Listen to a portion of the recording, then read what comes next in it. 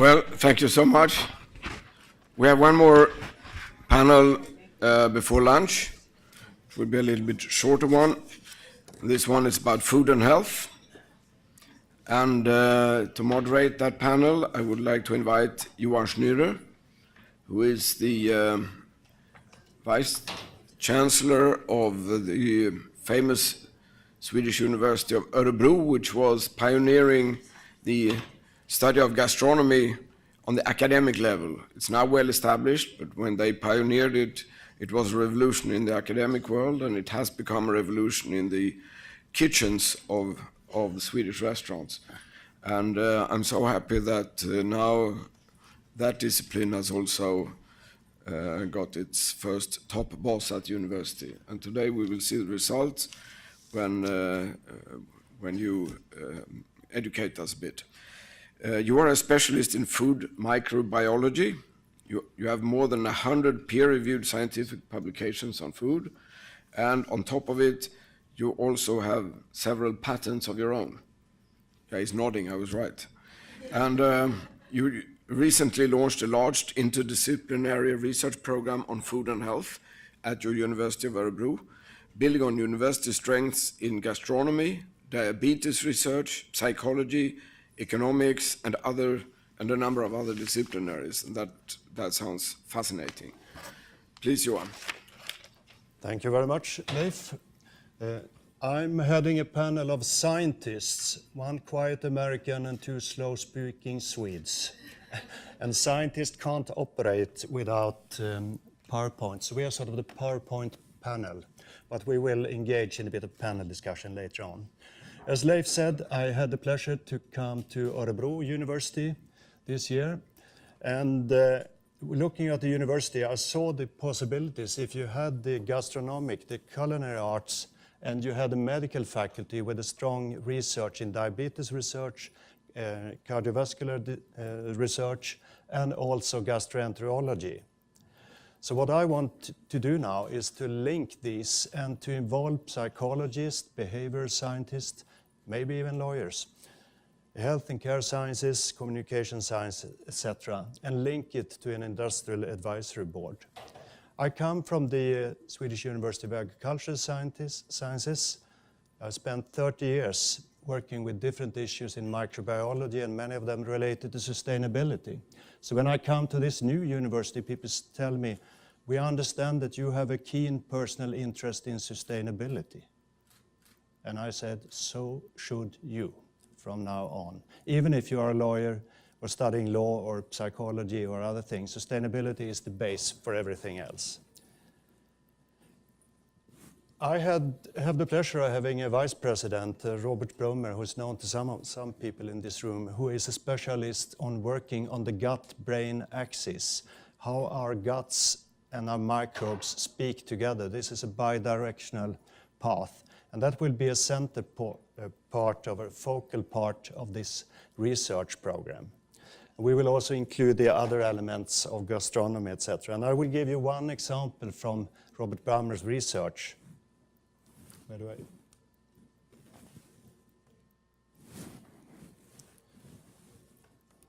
Is it dead?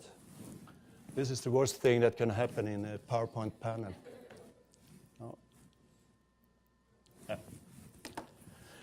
On top, you see some of the research being done with functional brain imaging, magnetic resonance imaging, looking at different aspects of what's happening to your intestines. If you feed people different combinations of amino acid-enriched broth, sort of the penicillin type thing that was alluded to previously, but with or without different amino acids. And you see quite different responses in the brain.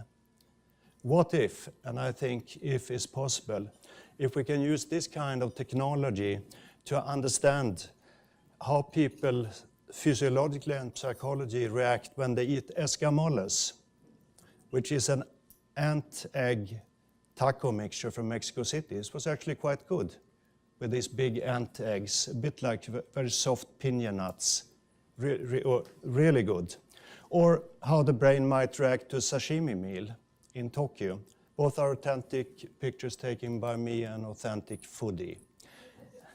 So with that, I would like to hand over now this PowerPoint panel to Professor Dennis Miller of Cornell University.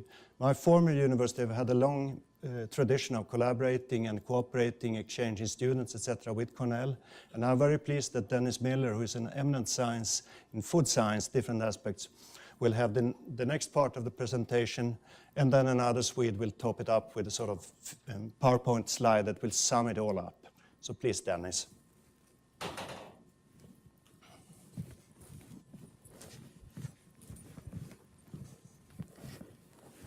Well, thank you, Johan, and thank you very much for inviting me. I'm really privileged to be here. Everything that's been talked about this morning, I think, is absolutely amazing and encouraging that going forward we are going to see a lot of improvement in the relationship between food and health, which of course is the topic of our little panel discussion this morning. And so what I wanted to start out with a quote by Dr. Mazafarian, who is director of the School of Nutrition at Tufts University. He's a nutritional epidemiologist and a cardiologist, and writing in Circulation, the journal Circulation this year, he said, suboptimal diet is the leading risk factor for death and disability in the US and worldwide. And I think a lot of what's been said already kind of would agree with this, but I thought that was a quote that really sets the stage. As nutritionists, we often talk about what we call the triple burden of malnutrition. And these burdens have already been alluded to this morning, but the first burden is hunger. And basically what that really means is not enough calories to live a healthy life or an active life. And there are approximately almost 800 million people globally who are suffering from hunger. The second burden is micronutrient malnutrition, which basically means not enough vitamins and minerals in order to meet your requirements. There are estimated 2 billion people worldwide who are suffering from micronutrient malnutrition, and there are about 500,000 children who are vitamin A deficient to the point where they will go blind every year. And the third burden, which is becoming more and more of a problem in the US and around the world, is obesity. It's estimated that there are now 600 million obese people globally. 1/3 of the US population is obese. Sweden is behind us. They're gaining, I think. They have about 18% of the population that's obese. So these are huge problems. And so what strategies can we use in order to address these problems and improve the health through food and through agriculture? And there are a couple of strategies that we have. And one of them is to promote dietary change. And both of our countries, the US and Sweden, have relatively newly released dietary guidelines. And basically what these guidelines are saying is that we need to have a more plant-based diet. We need to increase our consumption of fruits and vegetables. We need to increase our consumption of whole grains and reduce our consumption of saturated fats, sugars, trans fatty acids, and sodium. And it's really remarkable. The one on the left is the US, and the one on the right is the Swedish dietary guidelines. And both of them are saying that we need more fruits and vegetables. That comes through over and over again. And yet in the US, if everybody in the US would follow these guidelines, we would have to increase our fruit and vegetable consumption by 50%. We would have to, 100%. We'd have to double our fruit and vegetable consumption. So we're a long way from meeting these goals. It's very difficult, as some people have alluded to, and Pat Brown mentioned this as well, to get people to change what they eat. And so a second strategy that we can use is to enhance the nutritional quality of individual foods. And this can be done through food technology, as Pat Brown mentioned, or it can be done through agriculture. And there's a program, a global program now headed up by Harvest Plus, which is an organization at IFPRI in Washington, D.C., that is focusing on what is called biofortification. And biofortification means that we increase the amount of vitamins and minerals in staple food crops that people are already eating through plant breeding and agronomic practices. And this program is targeted mostly toward poor countries in Africa and South Asia. But one example of the success of this is white flesh wheat potatoes being converted. Do I have a pointer? Yes, I do. Okay. It's on there. Okay. This is white flesh sweet potatoes, which is a staple crop in much of sub-Saharan Africa. The problem with this crop is that while it has a lot of calories, it doesn't have any beta-carotene, which is provitamin A. And so there's no vitamin A activity in that sweet potato. This sweet potato, orange flesh sweet potato, is very high in beta carotene. It's an excellent source of vitamin A. And so what Harvest Plus is trying to do, along with other people, is to get people in Africa to switch from the white flesh sweet potato to the orange flesh sweet potato. And they've already made substantial progress at this, and it's been recognized just this fall by the World Food Prize. And the World Food Prize is considered to be the equivalent of the Nobel Prize for food and agriculture. And the prize was won this year by 4 individuals that you see listed here: Howie Buis, who is the founder and director of Harvest Plus; Jan Low, who is a Cornell graduate, and these 2 plant breeders from Africa have been able to get up to 3 million families to start switching from white flesh to orange flesh sweet potatoes, and it's been shown this is having an impact on vitamin A deficiency in these countries. So I'll leave it at that and turn it over to the next speaker. And the next speaker is Dr. Leif Lundin of the largest technological research institute in Sweden. He is heading the section on food and bioscience, and he has a very important role as being the bridge, if you like, between academia and industry. So please, Leif, on that note. Thanks, Johan, and thanks for the organizers to invite me here today. I'm trying to summarize through this collage the whole story of what's happening for the moment. What's really cool and exciting for me is that everybody's talking food. Agri-food is on everybody's agenda. And we talk about the Nobel dinner this year. The week before, there is a Nobel Dialogue Week, and the day before the Nobel dinner, it's a discussion with 6 laureates around food. And nobody else is talking about other things than food.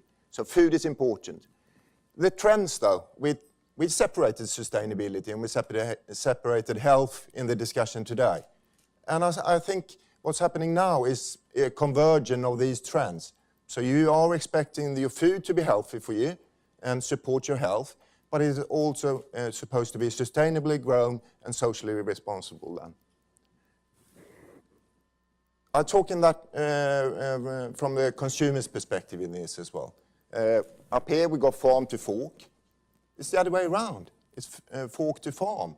What are we going to eat is decided by the consumers today.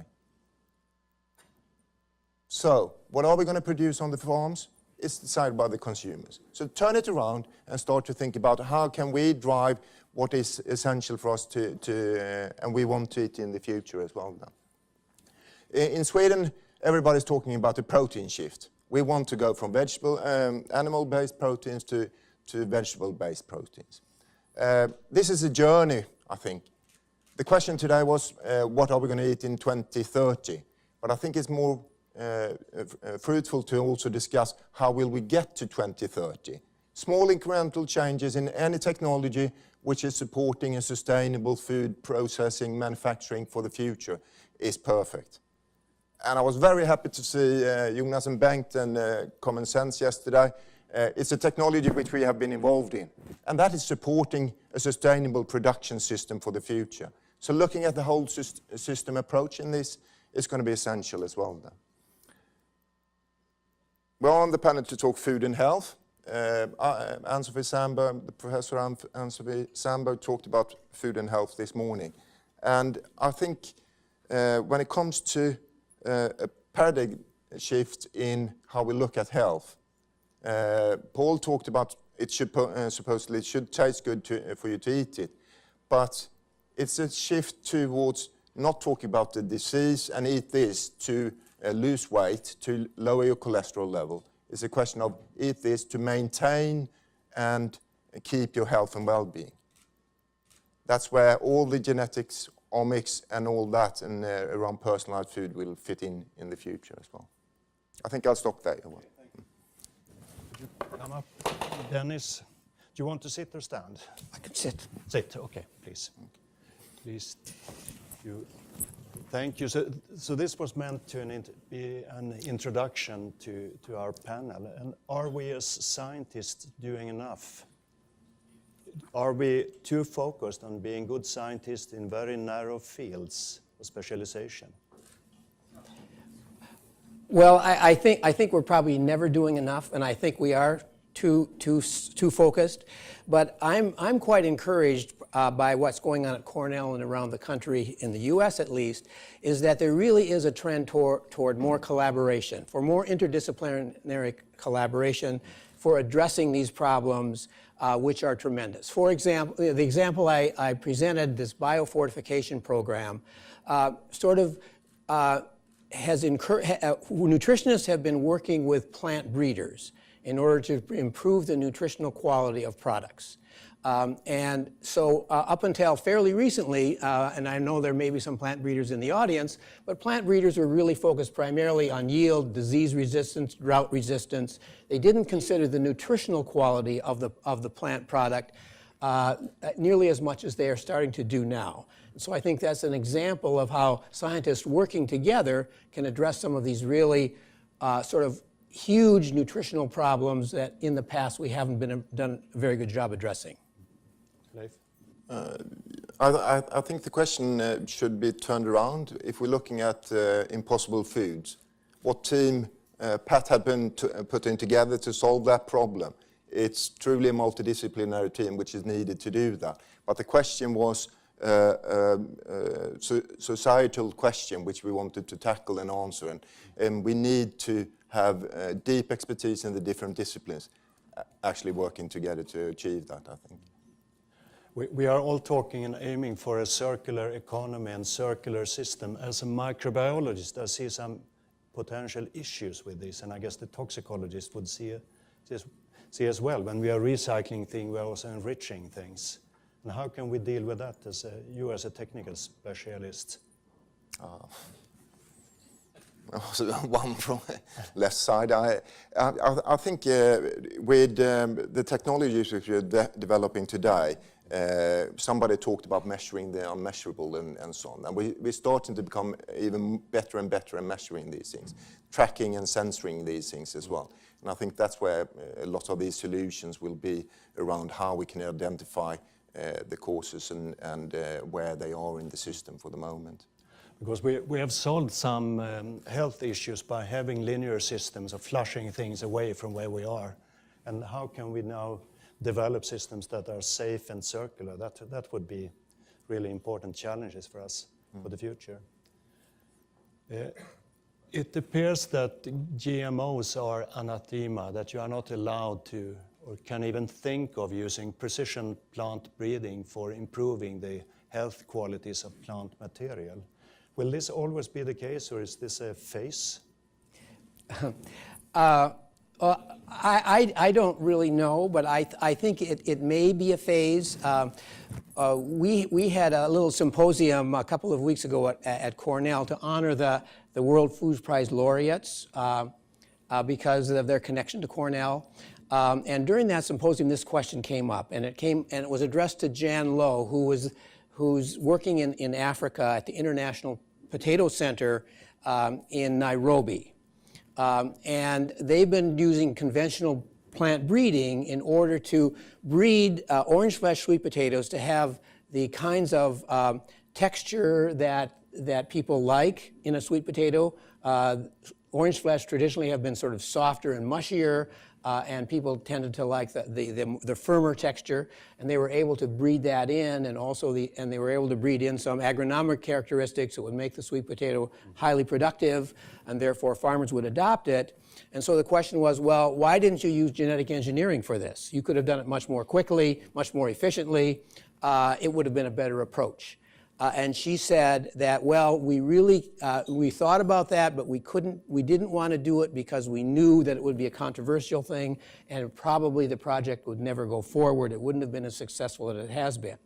But what she did say, which I thought was quite interesting, she said that eventually there's going to be a disease problem, and the only way of one of these crops, the only way to solve that problem is going to be through genetic engineering. And one example of this is the papaya industry in Hawaii, and that the papaya plants had this virus that was killing the industry. and then a genetically engineered papaya came in and essentially saved the industry, and that was accepted. And so what Dr. Lowe said is she thinks that, okay, if we reach a point where the only way to solve the problem of disease, say, of a crop, is through genetic engineering, it may become more acceptable. But I can't really predict the future. It's really kind of hard to know how that's going to play out. I can see on the screen that we have 1 minute and 35 seconds left. I wonder if there is anyone in the audience who would like to pose a question to anyone. Panel. Inger? I represent the same university as Johan, and I just want to add that if we are going to be interdisciplinary, we also have to look at the social science research about food. And that's really a lot of that kind of research nowadays, consumer research, sociology with nutritional aspects and so on. And I think an old saying is that food is more than food, and that's the truth in some way, because it's symbols and meanings and so on. So we have to collaborate much, much more for the future, and also add the cooking and the skills and the things among that. So it's a really inspiring future, I think.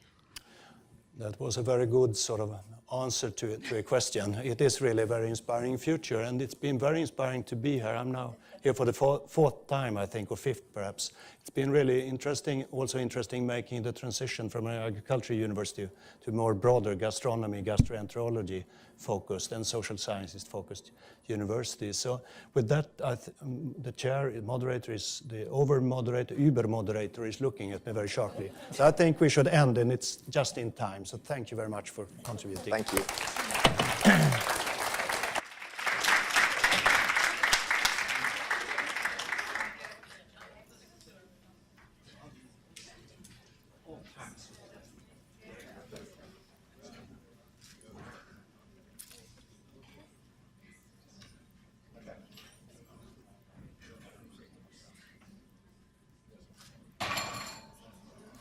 So, thank you all very much.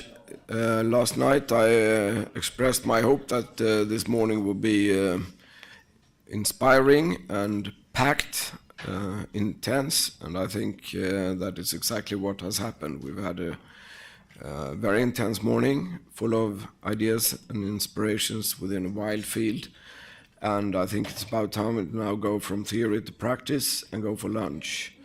And I have an instruction for you.